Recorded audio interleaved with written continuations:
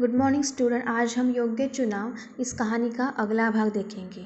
बच्चों, हमने यह देखा था कि राजा मंगलसेन के मंत्री जगतराम बूढ़े हो चुके थे, तो उन्होंने राजा से स्वयं को मुक्त करने की विनती की। तो राजा ने राज्य में ढिंढोरा पिटवा दिया कि राज्य में नए मंत्री का चयन करना है। तो अगले गुरुवार को जो इच्छुक है वे 11 बजे राज दरबार में पहुँचे। तो चलिए हम देखते हैं कि आगे क्या हुआ। चयन करने वाले दिन राजदरबार की ओर जाने वाले मार्ग पर सुबह से ही नवयुवकों की भीड़ लग गई थी।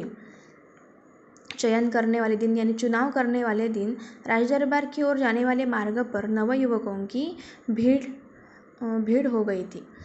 तो सैकड़ों की संख्या में युवक राजदरबार की ओर कहाँ जा रहे थे।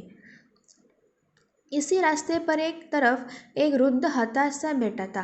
वृद्ध यानी कौन? बूढ़ा आदमी हताश सा बैठा था। उसकी बैलगाड़ी का एक पहिया रास्ते के किनारे कीचड़ में फंस गया था। उस बूढ़े आदमी का बैलगाड़ी का पहिया कहाँ फंस गया था?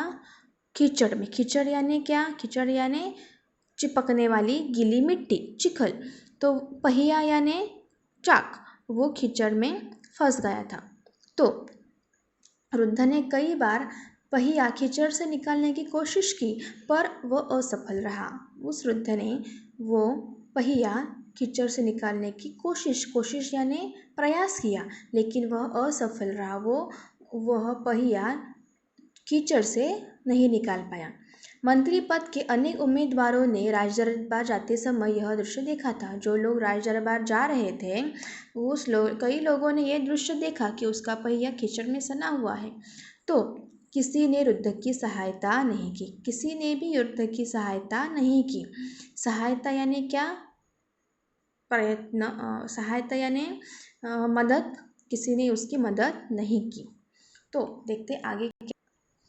उम्मीदवारों में एक था कर्मवीर। उस उम्मीदवार में एक नवयुवक था, उसका नाम था कर्मवीर। कर्मवीर निर्धन परिवार का प्रतिभाशाली नवयुवक था। कर्मवीर कैसा था? निर्धन परिवार का। निर्धन यानी क्या? गरीब परिवार का। प्रतिभाशाली यानी क्या? जिसमें सभी गुण हो, उसे क्या कहते हैं? प्रतिभाशाली नवयुवक था। वह तेजी से राजदरबार की ओर जा रहा था। वो भी राजदरबार में मंत्री बनने के लिए जा रहा था।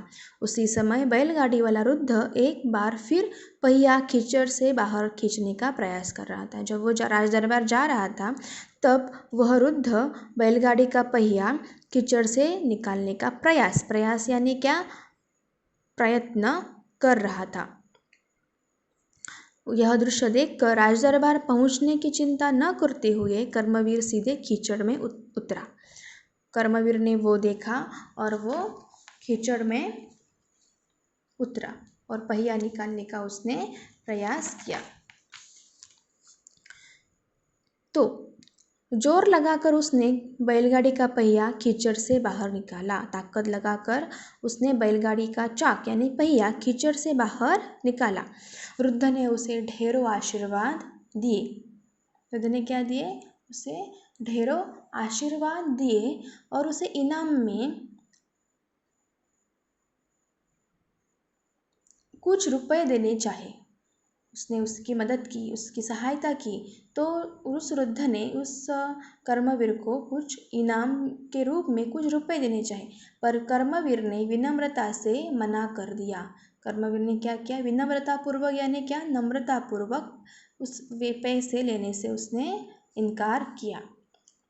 देर हो जाने की आशंका से भागते दौड़ते कर्मवीर दरबार पहुंचा। कर्मवीर को देर हो गई क्योंकि वो कीचड़ से पहिया निकाल रहा था। उसे भागते दौड़ते वो कर्मवीर दरबार पहुंचा।